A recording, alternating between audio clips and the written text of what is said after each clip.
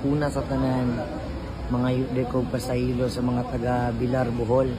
Labi na sa kay Mayor diha, Mayor, pasensya na dyan kayo Mayor. Labi na sa mga katawhan diha sa Bilar, Bohol.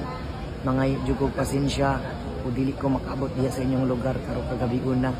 Tungod kay delay kayo akong flight. So alanganin na kayo.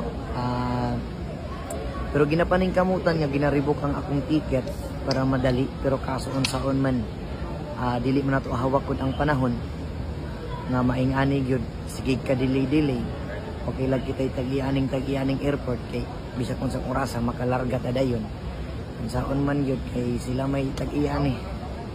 So moro to mga iko kasaylo sa inyo kay na-delay ang akong flight sa maabot ko diya mga alas 12 na nya isa pa not feeling well good, pero okay ra, good sa gihapon good. So unsaon man gyud delayed man gyud ang flight nako no. So wala gyud koy mahimo o una sa last